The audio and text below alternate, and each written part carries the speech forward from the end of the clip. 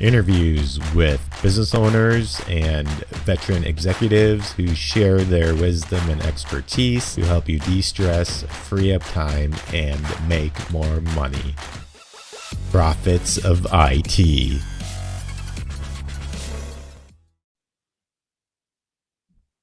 Welcome back to the Profits of IT. I'm Jim Punzenberger, your host and the creator of the Managed Prospecting System.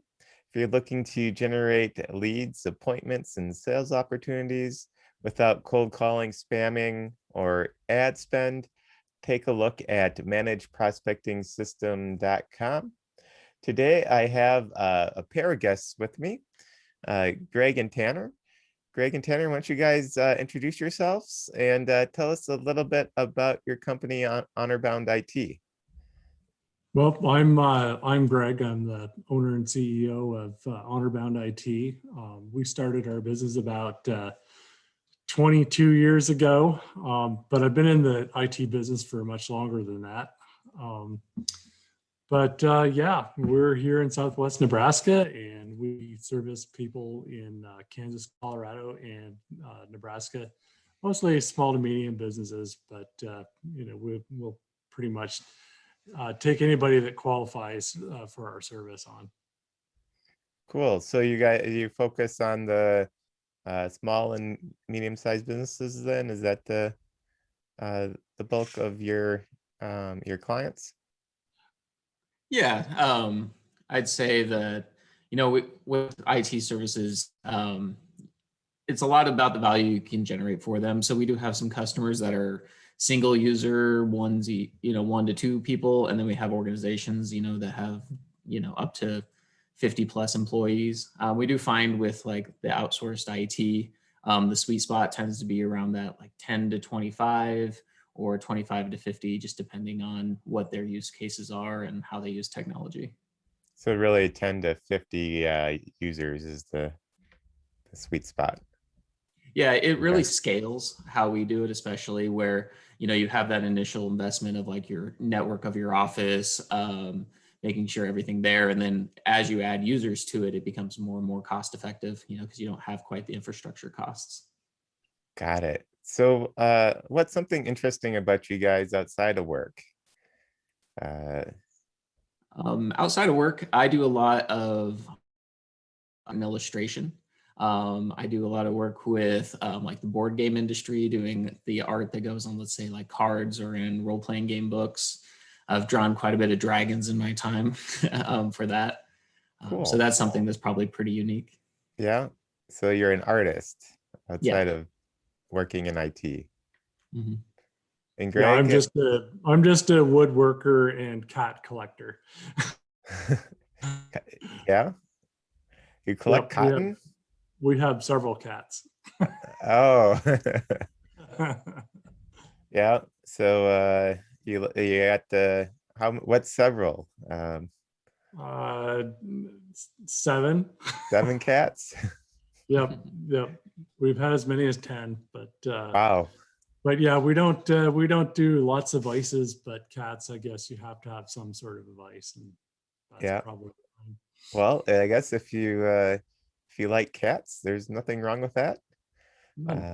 I tend to be I'm a dog person myself. You see behind me, I got a sculpture of the Labrador. So I have two chocolate labs, but I think pets are wonderful companions. So lower the blood pressure. Yeah, they're great for that. Anyways, what would you say has been keys to your success in your business? And how can others learn from those keys to the success in your business? I would say our number one thing is the relationship that we have with our clients. Part of we redid our business and kind of established our core values. And one of the core values we have is commitment to long-term relationships. And we really want businesses that we go into business with to understand, we're in it for the long haul. We're there beside you. That's kind of the biggest thing that I think that we've had the most success with, because people stick with us and we grow along with them. And especially as technology changes each year, and demands, especially around cybersecurity, which is the hottest topic right now, you're able to grow with them, make sure that they're protected, and help their business a lot better. Yeah, and we've had some clients for like multiple decades. So, folks pretty much stick with us. We do get some calls every once in a while for break fix stuff, but, we might do it just on a getting to know you type thing, but we make sure that we know right up, that we teach you right up front that we don't do break fix. Well, and that's the thing that, our services aren't for everybody. And because we are committed, like we want to get into a good, healthy relationship, we'll help anyone in a pinch, but, if you want to work with us for the long term, we're going to set you up right. We're going to get everything done right. And we're going to be there with you along the whole journey. Mm-hmm. And part of that delivery system has been to really narrow the focus of our product offering. The one thing that was a big problem with us, like in the past, was that we just were offering way too many things. And so for the last, year and a half, roughly 2 years, we've worked very hard at narrowing down our offerings so that we get very good on what we do, rather than being like jack of all trades, master of none. Yeah, it's very easy, especially for us in the IT field, to get distracted by shiny things. Right. This is new, this is good. Vendors are really good at playing you like a fiddle, going, oh, this is going to get you more customers. This is going to give you this. But when you think about your product as in its entirety, you think about the forest, not the trees. What is it actually going to? At the end of the day, most customers don't care what, antivirus service you're using, what firewall, ever. They just want to be protected and, be able to work and make money. And so we've really focused on the big picture, how it all relates, how it impacts our service department, which is something that a lot of people don't think about when, let's say, they add a product to their stack. Well, that's another dashboard to manage, another documentation to build out, train your team. So what might be, it's only $1 per device, this is cheap. It turns into costing you lots of money just to get it properly implemented and put it in business. Mm-hmm. Got it. We knocked our dashboards like way back. Yeah, so there's the cost of implementation, and there's other costs than just the cost of the product itself. Mm-hmm. And that's something that we really started, especially in the last year, evaluating. We moved over to Autotask PSA, and and with each user, you put a burden rate on there. So we actually figured out how much each staff member costs per hour. And then you can track, whether it be internal projects or customer facing ones, how much activities really cost you. And having that information is extremely important, because it's so easy to get locked, in the zone. You're in a flow state and you're working on some project for hours and hours and hours, and then you have no idea how much that costs you. Yeah. And with this method, you actually know, I invested $600 in labor on this specific task. Can I get the return on that? And maybe not. Yeah, it makes sure that you're able to make fair pricing, and fair pricing meaning that it's good on and for us. I'm not against profit or anything, but you've got to be cost effective for your client. Well, I think clients realize too that, it's got to be an equitable trade where you're making enough to where you can properly service them, and they're paying the right price to where, it's fair in the value of the market. Mm-hmm. And so you guys said that you not break fix isn't really part of your model, at least long term. It sounds like you'll take care of somebody in the pinch and get them working, but why is it sounds like your really model is proactive. What makes it why is proactive part of it important versus just a break fix model? Yeah, you kind of hit the nail on the head. One of our big things that we talk about all the time when we're talking to customers or educating people on IT or cybersecurity is being proactive rather than reactive. When you're reactive, you're in some ways you're going in blind because you don't have all the information at hand. So you're trying to discover what's happening, which takes longer. A lot of times you have to use the guess and check method. Well, let's click this, see what happens. Oh, it didn't work. Sometimes you luck out, sometimes you don't. So it's really under how fast you can get people back up and running. Compared to being proactive, a lot of times you can nip problems in the bud before they really happen.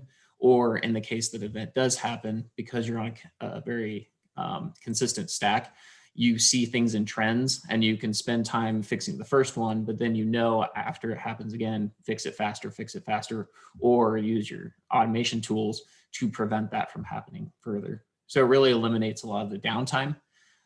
Which is nice for the customer relationship, because when you're talking to them, then when you're going in, you're having discussions on how you can continue to make their business more efficient, make technology better use for them, talk about their goals and where they want to be, and focus on growth rather than just, oh, this broke, let's fix it.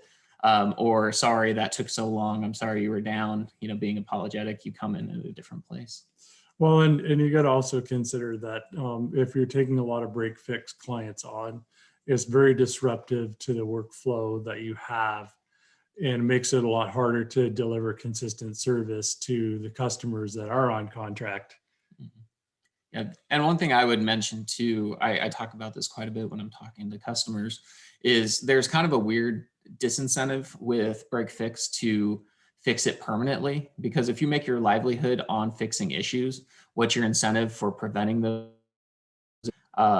Make sure that they don't happen in the future. It's kind of like that everlasting gobstopper mentality with Willy Wonka. If each kid only has to buy one piece of candy ever, how does a candy business ever sustain long term?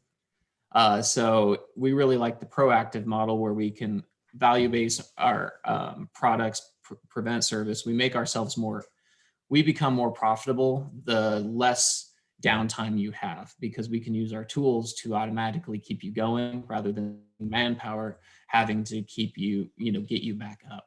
Yeah, I've always said, like, the less you see of me, the better job I'm doing. Yes.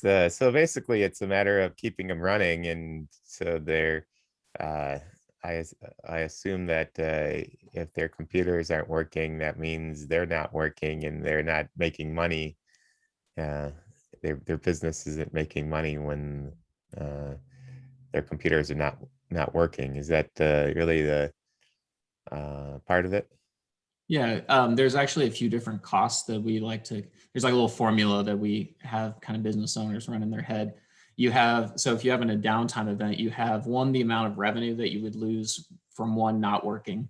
You have your operations costs on top of that. So that'd be like the amount you're actually paying your employees to sit around, and you're not working. So you have continual costs even though you're down. You have the recovery costs, so the cost that actually takes to hire a professional, especially if you're in break fix, to hire a professional to come get you back up and running. You might lose data, so you have to actually redo files, things that happen from the downtime. And then you have a lot of intangible costs. And this is one that a lot of people don't think about. Damage perhaps to your reputation. Let's say you're working with a customer and you were going to get them something at 2:00 that day. Well, if you go down, you can't do that. That customer might have a negative experience with you. Maybe they were counting and relying on you, and they're thrown back. Well, that hurts repeat business, hurts how people perceive you if you can't deliver to your customers. So there's a lot of factors, and there's a real cost to that. And then if you factor each of those, how much that costs you basically per hour, and then how long you're down, with more of like a proactive support, you might be down for just an hour and lose 15 minutes of work.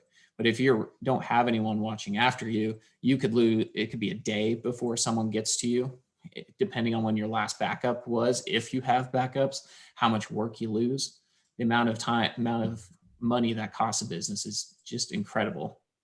And there's a statistic that always sticks with me, and it talks about how 50% who suffer major data loss go out of business within 6 months. And it really does happen, not just because of what they lose in terms of their files, but what happens to their operations and their customer base and their employees during that downtime. Got it. So that makes sense on why proactive you guys take a proactive approach versus Mhm. a break fix approach. So do you guys have any other comments before we wrap up here? Any other tips on what makes your business successful? I think one of the biggest things that we do is we're constantly learning. We do a book club here at the store, book of the month, and we actually film it to educate people. And there's something interesting about reading and consuming something with the intention of teaching it, that you learn it a lot differently because you're not just in consumption mode at a heightened level of understanding.